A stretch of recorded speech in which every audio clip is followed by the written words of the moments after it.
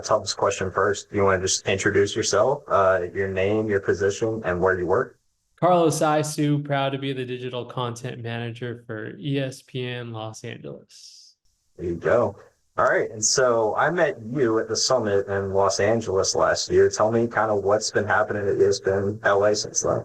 Alex, thanks again for having me. It was a privilege meeting you and a privilege to share about the social media network for ESPN Los Angeles, the growing business, the future, the excitement, the buzz that's all supportive of it back last year. It's been incredible to believe how fast time has flown since. And it just keeps us hungry at ESPN Los Angeles to continue to grow, not just for ourselves, but more so for our fans, the listeners, our teammates, showcasing our talent even more and using their voice to also emphasize our partners, which has also been more of a priority in the last year and a half, almost 2 years. But being able again to showcase our fans, our talent, and our partners in our social media content has forced us to grow in so many better ways. Yeah, no doubt. So start me off, kind of put me in your day to day. Tell me about the team that you work with on the digital side, and as well as what your interaction looks like with talent, PDs, and other people around ESPN LA. What we love, Alex, is that not a day goes by where it's the same old, same old. It keeps us on our toes, and we love it for that.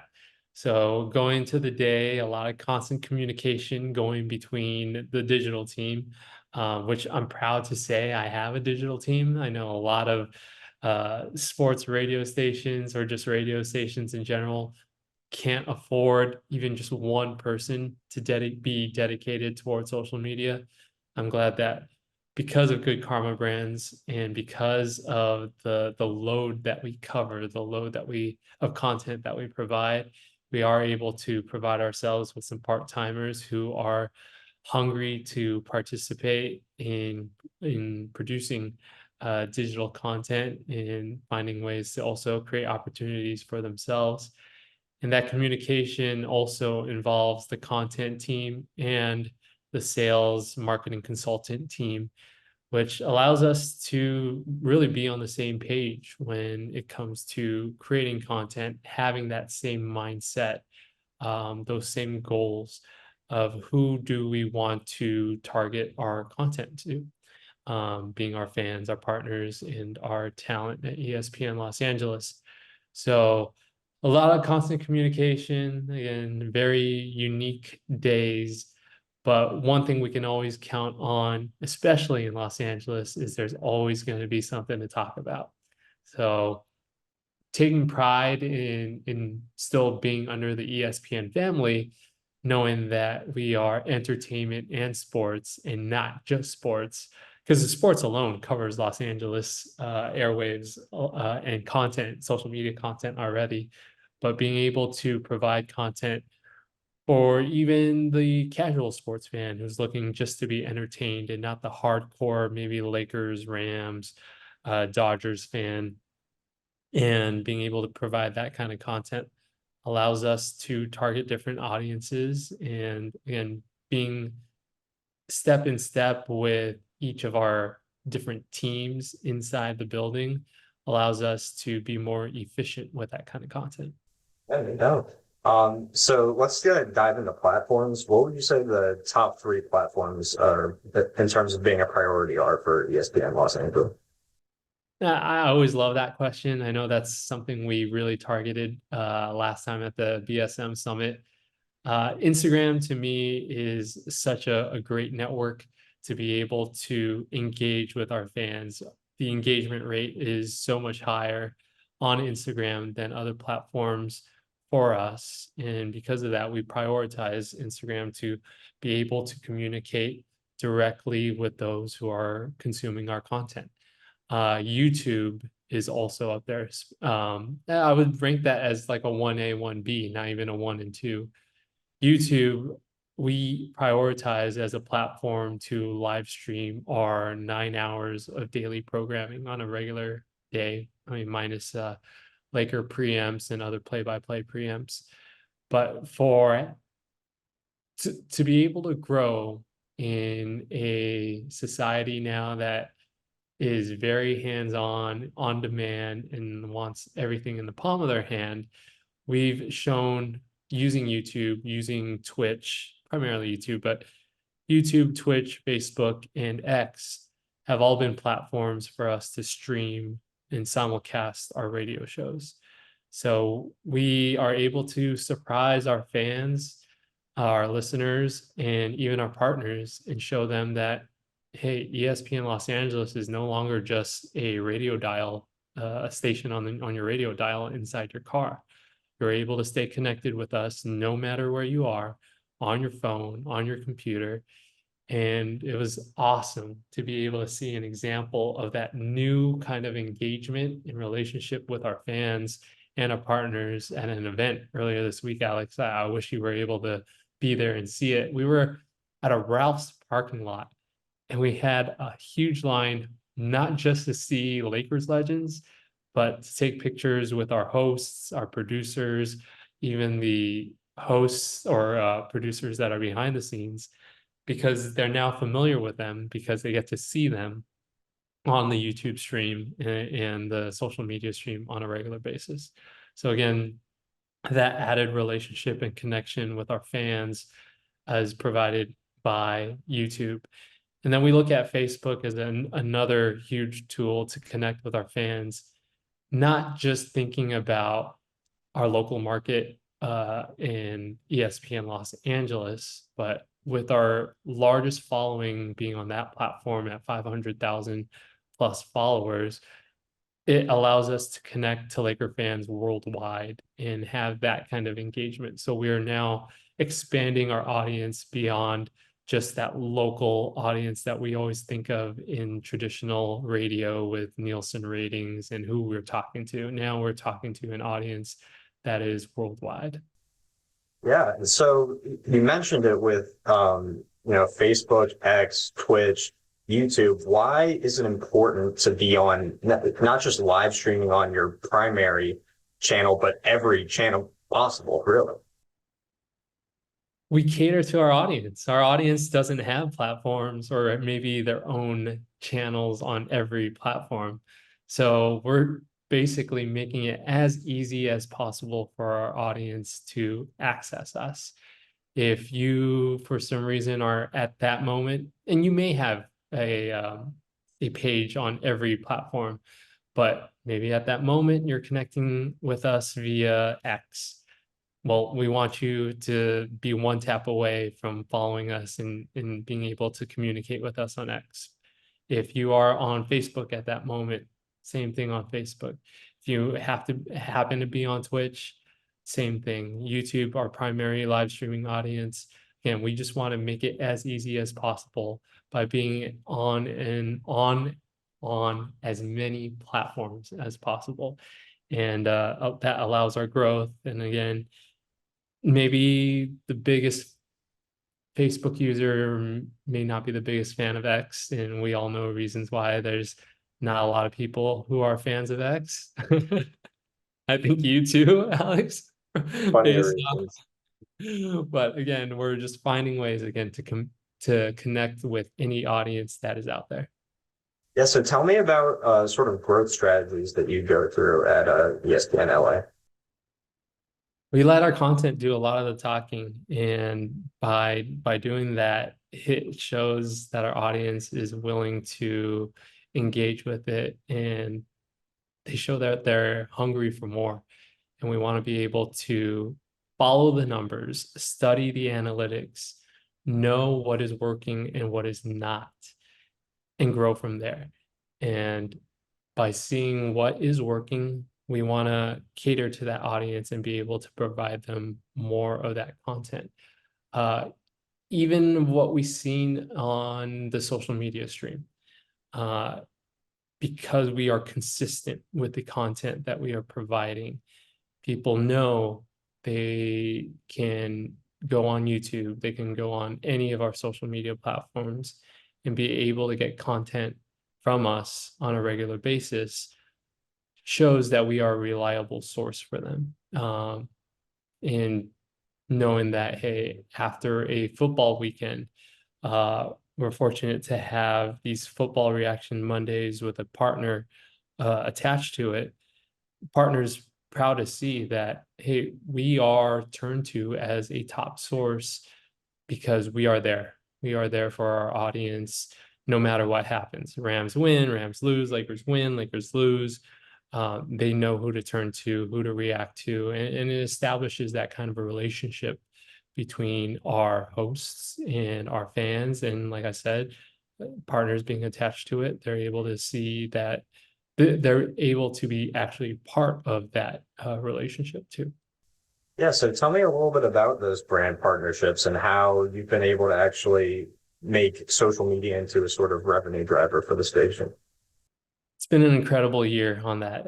That's been a top priority of being able to push our partners in that relationship between our fans and our talent. And Alex, I would say one of the biggest things I'm proud about is a campaign that we had, BB Go, the official jersey patch of the Los Angeles Lakers. One of their big priorities was brand awareness. Their product wasn't being really pushed in the forefront by the actual Lakers, so they turned to us as a partner, as a team partner of the Lakers, as ways of continuing to improve that relationship. And we were able to, with communication with the Lakers and the ideas that we had and the communication between the partners, uh, put the product in the players' hands on media day. And it was a huge win for us, huge win for the partner. And the players actually loved it. The players loved having BB Go in their hands, tasting the product, eating the product on camera with us. And in these meetings, we talked about like what kind of messaging did we want. We had the idea of having fun with it, of doing a Mondu dunk contest, basically a dumpling dunk contest, and adding style points to the piece. And one of the biggest compliments that you can get is from fans who are watching the video. Of course, you see the numbers and you're like, okay, that's a great success and it's a great compliment of the work. But when people are saying this doesn't feel like an ad, that means you did your job, because it's another level for us to not just put up an ad, but to organically integrate our partners into the content that we're already used to be doing. We're used to having fun with our players on media day. Now we integrate a partner to it, and it just happens to be players having a good time with ESPN LA with a partner integrated into the content. So now when you watch our social media live stream, we have lower thirds integrating a logo from the partner. Maybe it's a promo code or an offer that the partner now has. The talent buy in and are passionately pushing maybe a live read product placement. It just finds different ways of having, again, the partner be part of the relationship between the talent and the fans. And you can also see it, and it gets hilarious sometimes when you're watching the YouTube live stream and you look in the group chat, and totally unprovoked, you have the fans talking about the product that they see. I honestly would have never imagined it being like this, where, hey, they're talking about Pizza Hut on their own, they're talking about BB Go on their own. And this is not because we're forcing you to, this is because our fans are starting to become passionate about the partners that we have. Like, that's incredible. I mean, like, when does that happen? Like, people talking about the actual sponsored product. Right. It's nuts. We're not, we're so used to not expecting that. But then when you do see it, it still surprises you, despite being in the business for more than a decade. You realize, hey, your fans are starting to get behind this. And a lot of it really is the talent buy-in. And I think it's a reminder to our talent and other hosts across the country that we do have a strong voice on behalf of our partner if we're passionate and we actually believe in it. And for us on the social media end, it's providing those opportunities and those channels on how they can connect with the audience that way. Another partner example that is continuing to grow, not just in Los Angeles, but I know in other parts of the country, uh, FanDuel, DraftKings, Prize Picks, those who are watching and betting on sports. I mean, you're sharing these experiences and bad beats and great wins by sharing your picks and maybe even sharing the amounts that you put into it. It's a shared agony and a shared celebration sometimes. And no doubt. And so continuing on partnerships, I mean, being a flagship station is huge in the radio business. And obviously, I mean, we talked about the Lakers, the Rams, and you guys even had more than that. But how have those partnerships opened up doors in terms of content and what can you speak to some of those like campaigns you talked about, the slam dunk contest? I like that one. But what other opportunities have those partnerships given you on the content side? It's awesome that you asked that, Alex. I was actually just thinking about that because how we approach our team partnerships, we want to be able to bridge our fans and give them the same access that we have. I remember growing up when I was an intern, I would get these awesome opportunities to be in the Lakers locker room, talk to Kobe, talk to Powell. This was lifetime dreams for me. And I grew up with Laker fans who are in my family, my friends, and they wanted to see the same things that I see. And I grew that foundation into what we believe here at ESPN Los Angeles is we want to connect our fans as much as possible to be the eyes and the ears of the content as if they were just a fly on the wall inside crypto.com, inside SoFi Stadium. We know not every fan can afford to be there. And we definitely know not every fan has the same access that we do, but we want to share that access as much as possible. We know it is also on the team to be gatekeepers of this content at times, and we are ready for them to say no. But as long as we have unique ideas to be able to share unique stories, unique perspectives of the players, of the teams, then the teams are behind it. And because of that, again, it goes back to the reliability that we have and the connection that we have with our fans is knowing that they're going to get some of the best in-depth content from us, not just from the at official team accounts. I found it interesting that not every radio station approaches it that way. As a team partner, we want to be able to provide social content that is similar, maybe even sometimes better than a one-sided voice from the official team accounts. And we also know that maybe TV partners spend more money. That's not going to stop us from being able to tell the same stories or fight for the same access. So really, it is a belief in the content that we get, seeing the success and the engagement in the statistics, really, in the analytics, the success from the analytics, in knowing that this is what fans want to see, and let's feed them more of that content. So for us to be able to connect the fans is a huge responsibility for our social and digital media team. Awesome. And so that's really interesting that, you know, you kind of draw that parallel between the team at and what you're doing at ESPN LA on the digital side.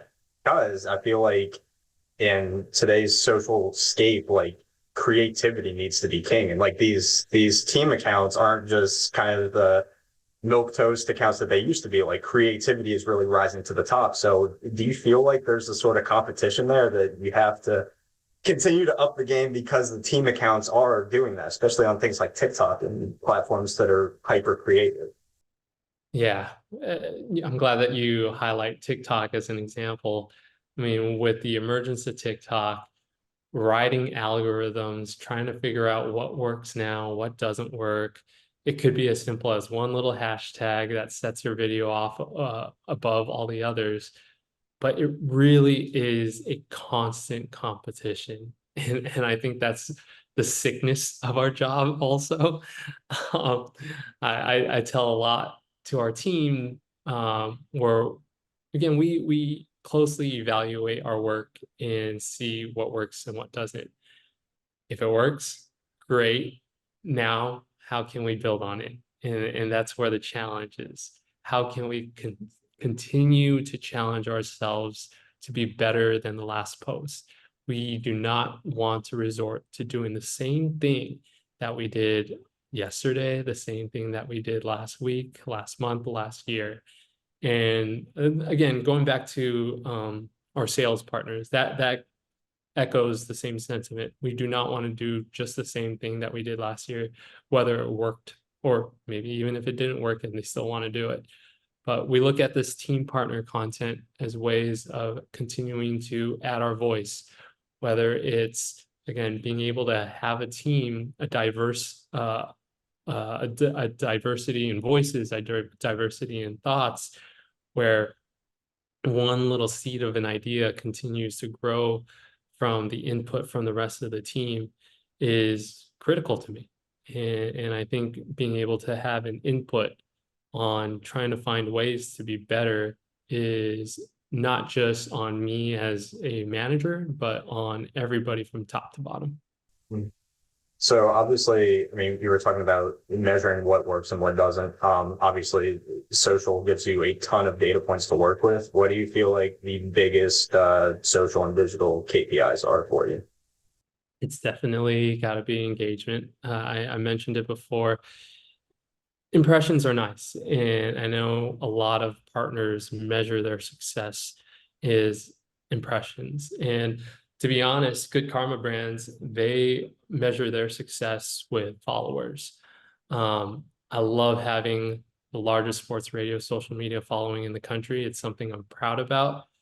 But knowing that we have an audience that continues to engage with the content brings the impressions, brings the followers. And I don't think it's the same story the other way, where impressions may not bring the same engagement or followers may not bring the same engagement. So knowing that our fans they aren't just following us because we were told to follow your account, maybe because of a contest, but they actually follow our account because they believe in our content. They want to see more of our content. And I had a great discussion with one of my teammates about this. What do you what are you more proud about on this post? Was it the 100 likes in the first 2-3 minutes, or was it already the 120 comments that came out from it? And we said it's the comments, because the energy that you spend with your fans to engage, to react to it, it takes more energy to comment on a post than double tap something and scroll onto the next post. So what we did, our job is to make you stop scrolling. And not only did you see it, not only did you see it because you follow us, but you stopped scrolling because you were passionate enough to engage with our content. To me, is more critical, more valuable, because we took your time. And that's something that I'm proud about. Yeah. So you talked to, I mean, you guys do really great and exciting content around teams and all the stuff that you do is awesome. But let's bring it inside the station and tell me about what are the kind of keys to creating good social content out of radio. I feel so lucky to have a team of clowns. um, Not only do I have professional talent who are great at what they do with radio, what we were taught in school, what we were taught as sports broadcasters, but they have personality. And I think that's what translates well on social media. Any vanilla person can deliver the same message, but to be able to integrate your hot take, not just as a hot take, but with some uniqueness to it. I think our talent do a great job at that. And when you look at the numbers and you look at their following that they built because of that, with whether or not it's with the help of our actual ESPN Los Angeles account, this is the persona that they've created themselves, and they built a following because of that. And I think it's our job at ESPN Los Angeles and our social media accounts to just supplement it. We don't just, it's not on us to build their persona, it's on them and for us to continue to just showcase it. So we have a great personality, for example, Scott Kaplan, who is willing to integrate partners in unique ways. He's thinking about things the same way that we are, and not just looking to put a logo on something or just read a sponsor tagline. He's trying to find ways to implement it in his message, in his content, and it's awesome. Um, One person I want to mention in particular, Chris Morales, who we are lucky to have in Los Angeles. I wish the sports radio world or just the radio industry would be so much better and so much more improved if there was a Chris Morales at every station, because he gives that extra level of pushing talent to pursue ways of being able to not be boring, and again, integrating a partner or engaging other talent when it comes to partners or for the fans. It's unique, and it challenges us every day, challenges us with every social content piece. But because of that, we've built a franchise like the Mandy's, where these fans are willing to show up just to root on their own talent to get awards from ourselves. And it's such a unique scenario that I don't think everybody can duplicate. And then one thing I also want to add is this further supports the growth of the talent without us, our social media channels. But on X, for each of the shows, Twitter or Travis and Sliwa, Mason and Ireland, Sedano and Kaplan, they have their own X communities where they interact with their P1 listeners without us engaging with them. It is all self-driven. The producers, the talent are in there talking with their own fans. The own fans are talking with each other, and they don't need us to continue to push that message. They're directly interacting with the show because of that. And it's great that the hosts are behind that. Would you recommend that to other stations and other markets to break up it? You know, you talked about X, but other platforms breaking it up by show? So that's a very interesting question. I actually looked at around across the Good Karma Brands markets. We were asked about what our predictions are for 2024. And I actually said that social media would be more engaging in a smaller space. So being more of a private social media community, meaning like a communities where you have to be you have to be a member, which provides that feeling of exclusivity. If we decided to do show social media accounts, it would feel different because anybody can click follow. But to be part of the community, you must actually be a listener. You can actually set up quiz questions in order to be part of it. This again creates that feel of, hey, I don't need to post something that is going to be seen by everybody. I'm just going to be posting something to the audience that actually cares about this topic. And because of that, it's a more efficient way of getting your message out, and a more, like I said, more exclusive way I'm missing a word I'm trying to think of, but a more exclusive way of being able to connect directly with your followers. Yeah, and so does that kind of run counter, or is that like a sort of pitch you're making day by day? Because in terms of like growing exponentially and saying we have this account that has hundreds of thousands of followers, but realistically, if you have that tighter community, you're going to get, better returns sometimes. Yeah, I guess there are ways of looking at it as maybe a little bit of cannibalism. There was an instance in one of our shows where the fallout from the incident came out, and it was all in the community's reaction. And we actually ourselves didn't want to add fuel to the fire and add more reaction on our account. But there are different ways to use it and to see that, hey, maybe somebody is following the community, may not be following our brand account is fine, because honestly, we're all on the same team and we want our product to be consumed no matter what. We understand that we are a sports radio social media station, not a social media first sports radio network. So if they are in the communities because they are listening to the radio station, consuming our radio station, maybe on the social platforms without following, that's great, because all in all, we're all on the same team where they are consuming our product. Yeah. And so wrapping up, off top, you mentioned that you're really lucky to have a full digital team around you, but not all stations are like that. So, what advice do you have for those types of stations that have one or maybe a few part-time people working on the digital and social side?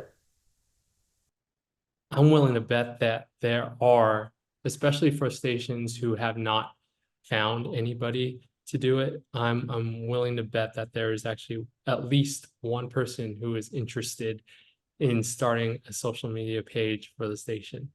And because of that, continue to provide them opportunities where they can grow the station in ways that are challenging right now. We know that this current market isn't prime for sports radio. This isn't the golden era of sports radio. But to find ways to connect to a younger audience, even a larger audience that you may have never tapped into, social media is a great space for that. And there's so much young talent coming out of school who are social media savvy that a lot of us, frankly, in the radio business who've been in it for a while may not be thinking that young, or may not be thinking that forward of how can I connect with an audience? Because that's all we're doing in sports radio. We're finding ways to connect with an audience. Same way, social media is just a different channel to do it with your audience who is hungry for more uh, content from you. And that's why they continue to listen to your radio station, because they want more. And why not provide them more with a social media channel to follow? Because us at ESPN Los Angeles, we never view ourselves now as a radio station that is on from 6 a.m. to 7 p.m. We are always on, because you can interact and reach out to us via our social media platforms, which are on 24, 25 hours, 8 days a week. Yeah. And anything else you want to add just about the space or any other of those predictions that you have that you want to add? Uh, I know I mentioned like communities on X, but there are other platforms on the other channels. Like, I know there's broadcast channels on Instagram where you can, again, just talk to a certain uh, quality of follower. There are close friends on TikTok and on Instagram. So again, looking at being able to chat with a more exclusive audience, I think is a great way of an efficient way of interacting with the audience that you want to interact with, not just blasting your message to everybody on social media.